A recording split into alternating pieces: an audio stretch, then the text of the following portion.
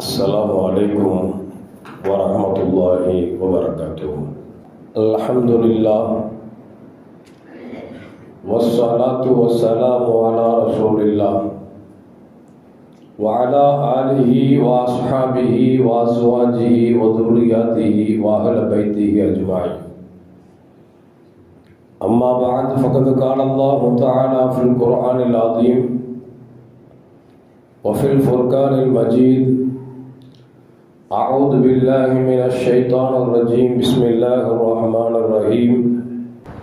எல்லா புகழும் புகழ்ச்சியும் உருவமற்ற ஏக இறைவனாம் அல்லாஹ் ஒருவனுக்கு உரித்தாக்கி அகிலத்தின் அருள்கொடையாக வந்துதித்த நமது உயிரினும் மேலான கண்மணி முஹம்மது ரசூலுல்லாஹி ஸல்லல்லாஹு அலைஹி வஸல்லம் அவர்கள் மீது ஸலவாத்தும் சலாமும் கூறியவனாக என் உரையை துவங்குகிறேன். எல்லாம் வல்ல அல்லாஹு ஜல்ல ஜலாலுஹு எதை சொல்லவும் கேட்கவும் வாய்ப்பளித்தானோ அதன்படி நடந்து நல்ல மூமின்களாக வாழ்ந்து இந்த உலகத்தை விட்டு பிரிகிற பொழுது லா இலாஹ இல்லல்லாஹ் முஹம்மதுர் ரசூலுல்லாஹ் என்ற கலிமாவை மொழிந்து ஜன்னத்துல் ஃபிர்தௌஸை கண்ணால் கண்டு அகமகிழ்ந்து சிரித்தவண்ணமா மரணிக்கக்கூடிய நல்பாக்கியம் பெற்ற மக்களில் அல்லாஹ் நம்மை ஆக்கிக் கொள்வானாக. மரணித்தும் மரணிக்காத இறைநேசரின் கூட்டத்தில் அல்லாஹ் நம்மை ஆக்கிக் கொள்வானாக. நாளை மறுமையிலே கண்மணி முஹம்மது ரசூலுல்லாஹி ஸல்லல்லாஹு அலைஹி வஸல்லம் அவர்களின் திருக்கரங்களால் ஹவுதுல் கௌசர் என்கிற தடாகத்தில் நீர் வருகி அன்னாரின் ஷஃபாத்தை பெற்று அன்னாரின் கரம் பிடித்து ஜன்னத்துல் ஃபிர்தௌஸ் என்ற உயர்ந்த சொர்க்கத்தில் அவர்களின் பணியாளர்களாக அல்லாஹ் நம்மை அங்கீகரித்துக் கொள்வானாக. எல்லாவற்றுக்கும் மேலாக இறை அன்பை பெற்று இறைவனை பார்த்து பரவசமடையக்கூடிய அவருடைய லிக்காவையும் ரிதாவையும் பெற்ற மக்களில் அல்லாஹ் நம்மை ஆக்கிக் கொள்வானாக. அருமையான மூமின்களை, ரமலானை எதிர்பார்த்து ஷாபானுடைய பாதி பகுதியை முடித்துவிட்டு அமர்ந்திருக்கிறோம். ஷாபானின் பாதி பகுதியில் ஷபே பராத் என்று சொல்லக்கூடிய ஒரு பராத் இரவனுடைய முக்கியத்துவத்தை கண்மணி முஹம்மது ரசூலுல்லாஹி ஸல்லல்லாஹு அலைஹி வஸல்லம் இந்த உம்மத்திற்கு சொல்லிக் கொடுத்து இந்த உம்மத்தும் அதை முழுமையான முறையில் நம்பி இரவெல்லாம் வணக்கம் செய்து பகலெல்லாம் நோன்பு முடித்த அந்த காட்சியெல்லாம் பார்த்து கொண்டிருக்கிறோம். இது ஏன் அப்படி பெருமான ஸல்லல்லாஹு அலைஹி வஸல்லம் நமக்கு பராத் இரவை சிறப்பை நமக்கு சொன்னார்கள் என்று சொன்னால், அல்லாஹ் இந்த உம்மத்தின் மீது எந்த அளவுக்கு கருணை கொண்டிருக்கிறான், பாசமுள்ளவனாக இருக்கிறான் என்பதை காமிப்பதற்காகத்தான் கண்மணி முஹம்மது ரசூலுல்லாஹி ஸல்லல்லாஹு அலைஹி வஸல்லம் இது போன்ற சிறந்த இரவுகளை நமக்கு கற்றுத் தந்தார்கள். காரணம் என்று சொன்னால், அல்லாஹ் வசனத்திலே இப்படி சொல்லுவான்: வகான பில் முஃமினீன ரஹீமா. அல்லாஹ் மூமின்கள் மீது மிகவும் இரக்கமுள்ளவனாக அன்பாளனாக இருக்கிறான் என்று சொல்லி அல்லாஹு ஜல்ல ஜலாலுஹு குர்ஆனில் ஒரு வசனத்தில் சொல்லுகிறான். உண்மையில் அல்லாஹ் இந்த உம்மத்தின் மீது மிகப்பெரிய இரக்கம் காட்டியிருக்கிறான் என்பதற்கு பல்வேறு ஆதாரங்களை பார்த்தோம் என்று சொன்னால், நம்முடைய மெய்சில் இருக்கிற அளவிற்கு அல்லாஹு ஜல்ல ஜலாலுஹு இந்த உம்மத்தின் மீது கருணை உள்ளவனாக பாசமுள்ளவனாக இருக்கிறான் என்பதற்கு பல சான்றிதழ் நமக்கு எடுத்து சொல்லி காட்டுகிறது. அந்த அடிப்படையில் பார்க்கிற பொழுது அருமையான மூமின்களை, இந்த உம்மத்தை கடைசி உம்மத்தாக, அதிலும் இறுதி நபி முஹம்மது ரசூலுல்லாஹி ஸல்லல்லாஹு அலைஹி வஸல்லம் அவர்களின் உம்மத்தாக ஆக்கியது என்பதே நம்மின் மீது அலாத கருணை கொண்டிருக்கிறான் என்பதற்கு இது ஒரு மிகப்பெரிய சாட்சி. காரணம் என்று சொன்னால், நாம் இந்த உலகத்தில் மரணித்து விட்டோம் என்று சொன்னால் நமக்கு பிறகு இன்னொரு சமூகமோ இன்னொரு நபியோ யாரும் கிடையாது. இந்த உலகம் அழிக்கப்பட்ட பிறகு உலகம் தோன்றியிருந்து உலகம் அழிந்த வரைக்கும் எல்லோரும் கபரில் இருப்பார்கள். அப்படி கபரில் இருக்கக்கூடிய இந்த உம்மத்துகளில் முதலாக எழுப்பப்படக்கூடியவர்கள் இந்த உம்மத் என்று பெருமானார் ஸல்லல்லாஹு சொல்றாங்க. முதலாக நான் எழுப்பப்படுவேன், சமூகத்தில் என் உம்மத்து தான் முதல் எழுப்பப்படும் என்று சொன்னார்கள். காரணம், கபரின் வேதனைகளை குறைப்பதற்காக. இப்போ அல்லாஹ் எந்த அளவுக்கு நம்மின் மீது கருணை கொண்டிருந்தால், அன்பு கொண்டிருந்தால், கபரின் வேதனையை கூட நாம் அதிகம் உணரக்கூடாது என்பதற்காக அல்லாஹ் கடைசி காலத்தில் கடைசி உம்மத்தாக, அதிலும் கருநபி ஸல்லல்லாஹு அலைஹி வஸல்லமுடைய இறுதி நபி உம்மத்தாக நம்மை ஆக்கி கபரிலே நம்மை புதைத்த பிறகு உலகம் தோன்றி ஆதம் அலைஹிஸ்ஸலாம் முதல் கண்மணி முஹம்மது ரசூலுல்லாஹி ஸல்லல்லாஹு அலைஹி வஸல்லம் அவர்கள் வரைக்கும் இந்த கபரிலே அடக்கப்பட்டிருப்பார்கள். நியாயம் எழுப்பப்பட்டால் ஆதம் அலைஹிஸ்ஸலாம் உம்மத்து தான் முதலாக எழுப்பப்பட வேண்டும். ஆனால் பெருமானார் ஸல்லல்லாஹு சொல்றாங்க, உம்மத்துகளால் எழுப்பப்படக்கூடிய முதல் உம்மத்து என் உம்மத்து என்று பெருமானார் ஸல்லல்லாஹு சொல்கிறார்கள். அது மட்டுமல்ல, அருமையான முஃமின்களே, இந்த உம்மத்து மீது எந்த அளவுக்கு கருணை கொண்டிருக்கிறார் என்று சொன்னால், பெருமானார் ஸல்லல்லாஹு சொல்வார்கள், சுவர்க்கத்திற்கு முதல் நான் தான் கதவை தட்டுவேன், நான் தான் உள்ளே முதலாக பிரவேசிப்பேன். அப்படி பிரவேசித்த பிறகு முதல் உம்மத்தாக என் உம்மத்து தான் சொர்க்கத்திற்கு வரும் என்று பெருமானார் ஸல்லல்லாஹு அலைஹி வஸல்லம் சொல்கிறார்கள். அப்படி என்று சொன்னால் இந்த உம்மத் எந்த அளவுக்கு அல்லாஹ்வின் அன்பிற்கும் கருணைக்கும் உரித்தான உம்மத் என்பதை கொஞ்சம் யோசித்து பார்க்க வேண்டும். அதனால்தான் அல்லாஹ் சொல்வான், வகான பில் முஃமினீன ரஹீமா, அல்லாஹ்வின் ரசூலின் யார் ஈமான் கொண்டார்களோ அவர்கள் மீது அல்லாஹ் மிகப்பெரிய கருணையாளனாக அன்பாளனாக இருக்கிறான் என்பதை அல்லாஹு ஜல்ல ஜலாலுஹு நமக்கு சொல்லி காட்டுகிறான். ஏன் பெருமானார் ஸல்லல்லாஹு அலைஹி வஸல்லம் நமக்கு தொழுகை வாங்கி கொடுத்தார்கள் மேராஜ் இரவிலே. அந்த மேராஜ் இரவிலே அல்லாஹு ஜல்ல ஜலாலுஹு 50 நேர தொழுகையை கொடுத்தார். 50 நேர தொழுகையை வாங்கி கொண்டு வந்த பெருமானார் ஸல்லல்லாஹு அலைஹி வஸல்லம் அவர்களை இடைமறித்து மூசா அலைஹிஸ்ஸலாம் 5 குறைக்கப்பட்டு கடைசி 5 வக்தில் நிறுத்தப்பட்டது. அந்த 5 வக்தாக குறைக்கப்பட்டாலும் கூட 50 வக்தின் நன்மையை அந்த 5 வக்தில் அல்லாஹ் ஒட்டுமொத்தமாக நன்மை கொடுத்து விட்டான். 50 வக்து தொழுதா என்ன நன்மை கிடைக்குமோ அந்த நன்மையை 5 வக்தில் தொழுதோம் என்று சொன்னால் 50 வக்து தொழுதால் என்ன நன்மை கிடைக்குமோ அந்த நன்மையை முழுதுமாக கொடுத்திருக்கான் என்று சொன்னால் நாம் உண்மையில் அல்லாஹ்வின் அன்பிற்கும் அருளுக்கும் உரியவர் என்பதை இந்த வணக்கம் குறைக்கப்பட்டதிலிருந்து வணக்கத்தை குறைப்பதன் மூலமாக நமக்கு கொடுக்கப்பட்ட நன்மையின் மூலமாக நமக்கு தெரிய வருகிறது. இது எப்படி இருக்கு அப்படின்னா, இந்தியா காசை கொண்டு சவுதிக்கு போறோம்னு வச்சுக்கோங்களேன், ஒரு 10,000 ரூபா கொண்டு போறோம். அவன் என்ன செய்யறான், வாங்கிக்கிட்டு 10,000 ரூபா வாங்கிக்கிட்டு அவன் ஒரு 8,000 ரூபா தீனார் கொடுத்தான்னு வச்சுங்களேன். இப்ப நம்ம அறிவாளி நினைப்போமா அல்லது முட்டாள் நினைப்போமா? ஏன்னா நம்முடைய பணத்தை பொறுத்த வரைக்கும் நீங்க சவுதிக்கு போயிட்டீங்க அப்படின்னா நம்மளுடைய 270 ரூபாய் என்பது அவன் நாட்டை பொறுத்த வரைக்கும் 1 ரூபாய். எப்படிங்க, நம் நாட்டின் 270 ரூபாய் என்பது அந்த நாட்டை பொறுத்த வரைக்கும் 1 ரூபாய் என்று சொன்னால் கொஞ்சம் யோசித்து பார்க்க வேண்டும்.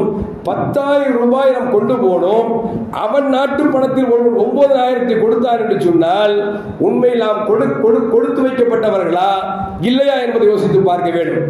50 வக்து தொழுகை தொழுதால் என்ன நன்மை கிடைக்குமோ அந்த நன்மையை 5 வக்தில் கொடுத்திருக்கிறான் என்பதன் மூலமாக நாம் உண்மையில் இறைவனுடைய அன்புக்குரியவர்கள் என்பதில் இந்த மாற்று கருத்தும் அல்ல.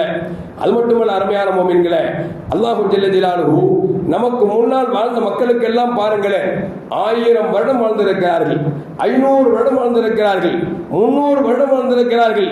ஆனால் நமக்கு பெருமானார் ஸல்லல்லாஹு சொல்வார்கள், அமார் உம்மத்தி பைன சித்தீன இலா சபையின், என் உம்மத்தின் வயது எத்தனை என்று சொன்னால் 60 முதல் 70 வரைக்கும் என்று சொன்னார்கள்.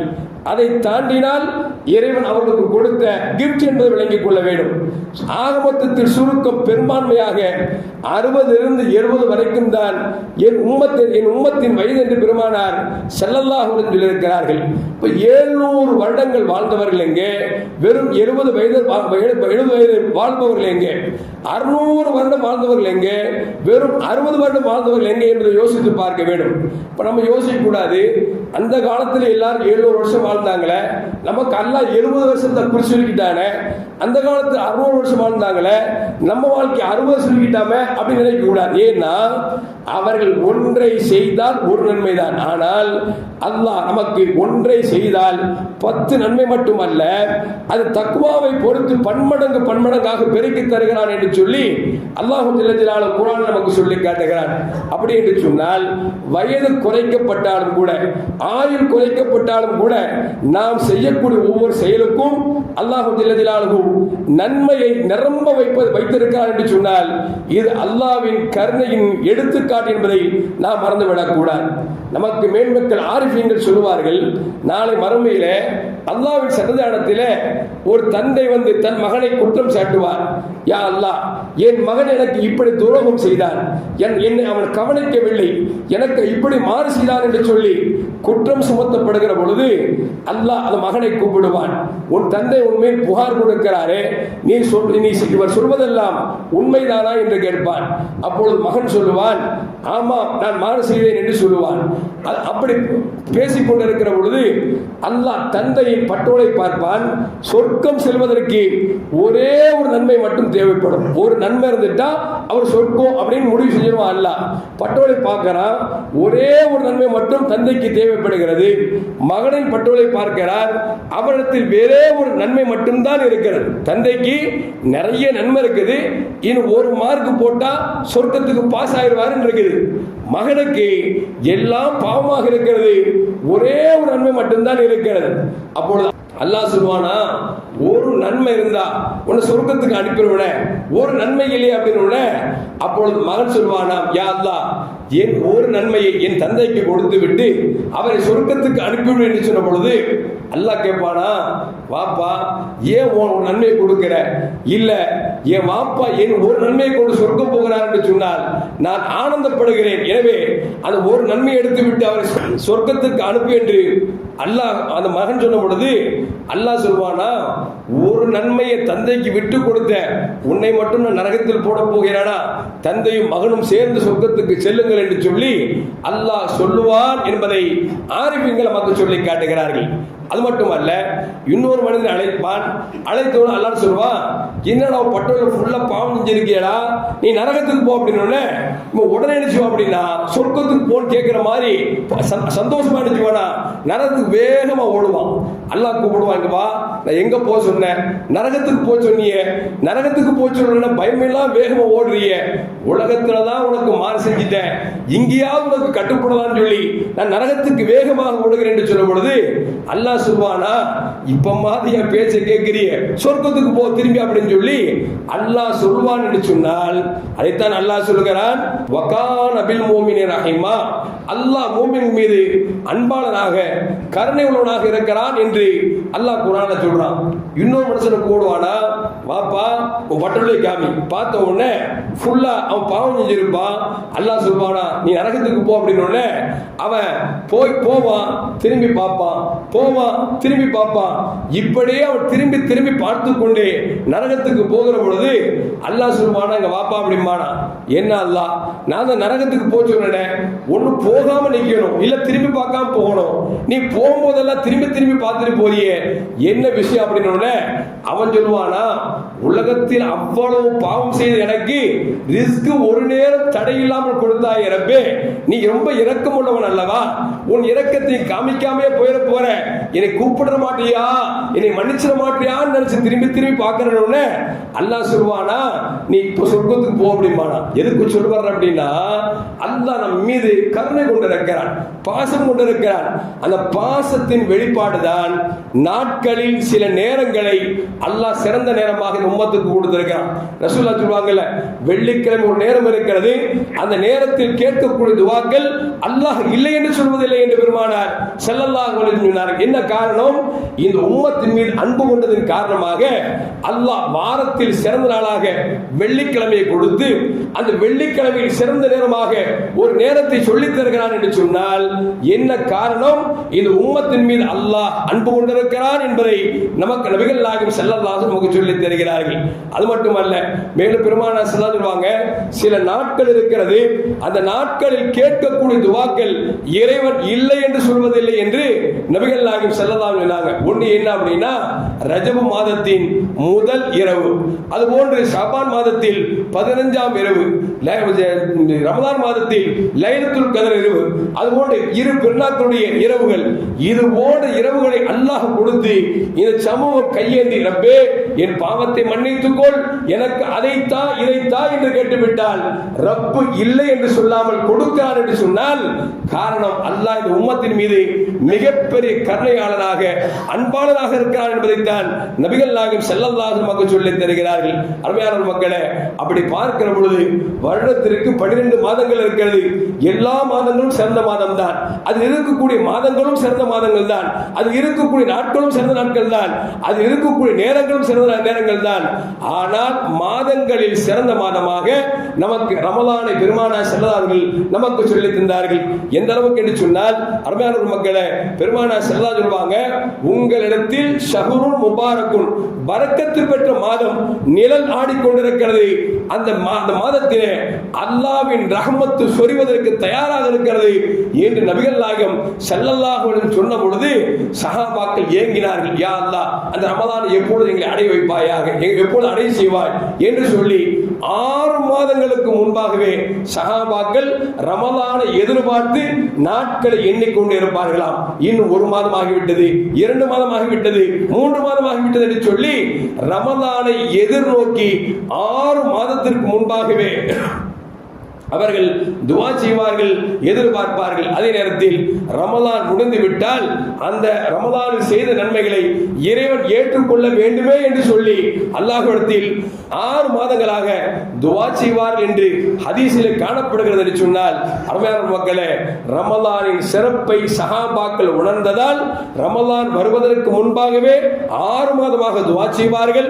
ரமலான் முடிந்த பிறகு ரமலான் எவ்வளவு அமல் செய்திருந்தால், எவ்வளவு தியாகம் செய்திருந்தால் அந்த செய்த அமலை ரப்பே நீ கபூல் செய்வாயாக என்று சொல்லி துஆ செய்வார் என்பதை கொஞ்சம் யோசித்து பார்க்க வேண்டும். அருமையான மக்களே, அப்படி பார்க்கிற பொழுது அல்லாஹ் இந்த உம்மத்தின் மீது கருணை கொண்டதன் காரணமாகத்தான் ரமலான் போன்ற மாதங்களை, அதிலே செய்யக்கூடிய பிடிக்கக்கூடிய நோன்புகளை, கொடுக்கக்கூடிய தான தர்மங்களை அல்லாஹ் கபூல் செய்து இந்த உம்மத் மற்ற உம்மத்துகள் எத்தனை 100 ஆண்டுகள் வாழ்ந்தாலும் அந்த 100 ஆண்டு வாழ்ந்த மக்களை விட இந்த மக்கள் சொர்க்கத்திற்கு செல்ல வேண்டும், அதிலும் முந்தி செல்ல வேண்டுவதற்காகத்தான் அல்லாஹ் கருணை உள்ளவனாக இருப்பதால் இது ஓடு ரமலானை நமக்கு கடமையாக்கினார் என்பதை நாம் மறந்துவிடக் கூடாது.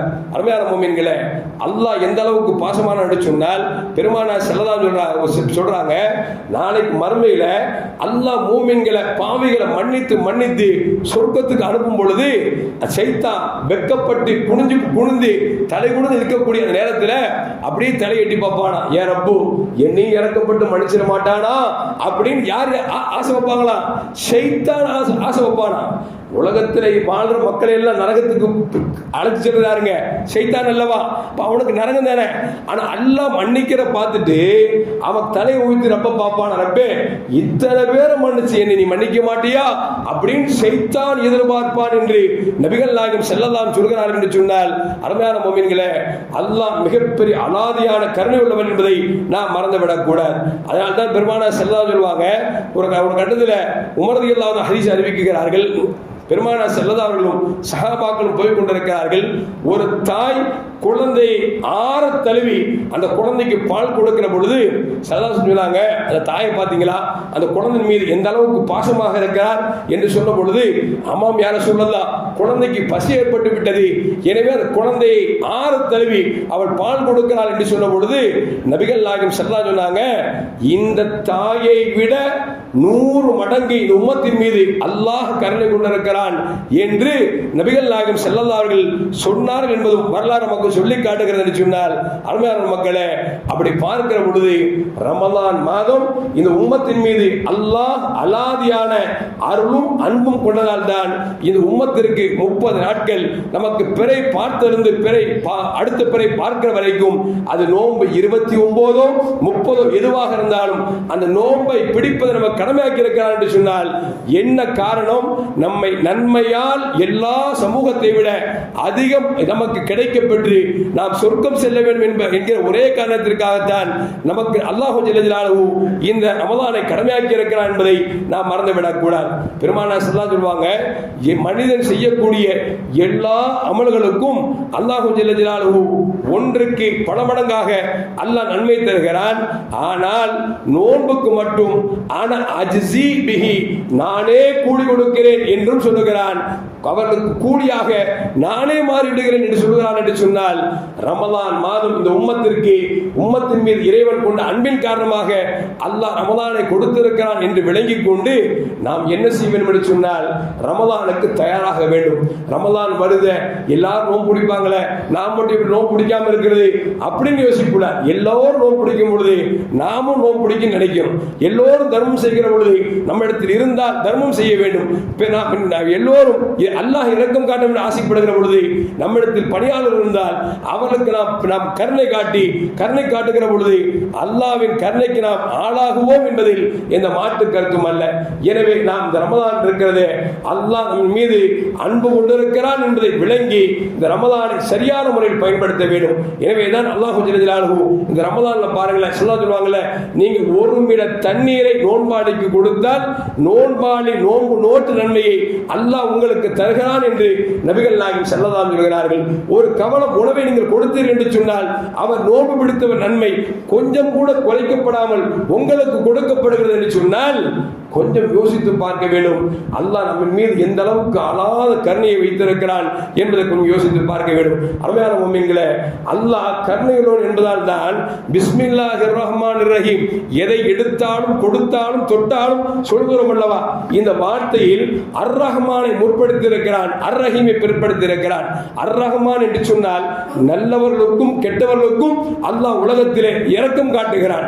அர் ரஹீம் என்று சொன்னால் நாளை மறுமையிலே நல்லவருக்கு மட்டும் இரக்கம் காட்டுகிறான் என்ற அர்த்தத்தை கொண்ட வார்த்தையிலும் கூட ரஹீமை விட ரஹ்மானை முற்படுத்தி இருக்கிறான் என்று சொன்னால் அல்லாஹ் அந்த விஷயத்திலும் கூட அல்லாஹ் எந்த அளவுக்கு கருணை உள்ளவனாக இருக்கிறான் என்பதை நம்மால் விளங்க முடிகிறது. அருமையான முஃமின்களே, எந்த அளவுக்கு என்று சொன்னால் நபிகள் நாயகம் ஸல்லல்லாஹு அலைஹி சொல்வாங்க, நாளைக்கு மறுமையில ஒரு மனுஷன் குற்றவாளி என்று ஆகிவிடும், நரகத்தில் போடப்படும், அவனுக்கு தண்டனை கொடுக்கப்படும்.